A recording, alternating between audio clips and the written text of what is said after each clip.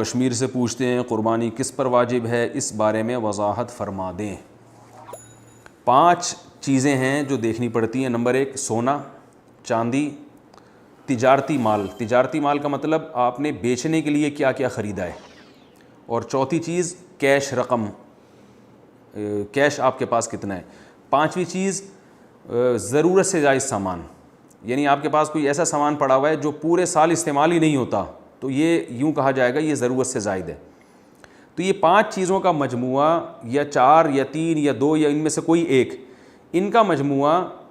یا ان میں سے کوئی ایک یا 2، یہ ملا کے اگر یہ 52.5 تولہ چاندی کے برابر آپ کے پاس ہے، 52.5 تولہ چاندی تقریباً 40-45 ہزار کے لگ بھگ چلتی ہے، تو وہ آپ ریٹ دیکھ لیجیے گا بقرعید والے دنوں میں۔ تو 52.5 تولہ چاندی کے برابر مالیت کی اگر یہ چیزیں آپ کے پاس ہیں تو آپ پر قربانی واجب ہے۔ بقرعید کے 3 دنوں میں یہ اگر اتنی مالیت کی آپ کے پاس رہتی ہیں تو قربانی واجب ہے، ورنہ واجب نہیں ہے۔ البتہ اس میں ایک تفصیل یہ ہے کہ بقرعید کے دنوں میں اگر آپ کے پاس اتنی مالیت کی چیزیں موجود ہیں تو یعنی 40-45 ہزار کے لگ بھگ کیش اماؤنٹ ہے، یا سونا ہے اتنا، یا چاندی ہے، یا 2-3 چیزیں ملا کے ہیں، تو آپ پر قربانی واجب ہے، لیکن پہلے آپ اپنے ضروری خرچے اس سے مائنس کریں گے۔ مثال کے طور پر جو راشن ہے یا گیس بجلی کا بل ہے، یعنی مثال آپ نے اگر آپ کو یہ خطرہ ہے کہ آپ نے قربانی کی تو پورے مہینے کا پھر راشن ہی گھر میں نہیں خرید سکتے آپ، یا گیس بجلی کا بل پے کرنا مشکل ہو جائے گا، تو گیس بجلی کا بل یا راشن وغیرہ جیسے ضروری خرچے یا قرضہ آپ کے اوپر ہے وہ مائنس کر کے اتنا بچ رہا ہو، 52.5 تولہ چاندی کے برابر بچ رہا ہو، تو پھر آپ پر قربانی لازم ہے،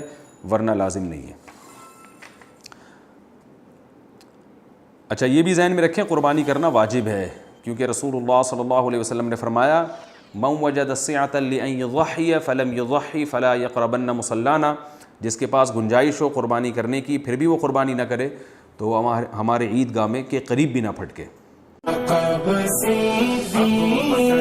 بن جائے صداقت ہو تو ایسی ہو مزاروں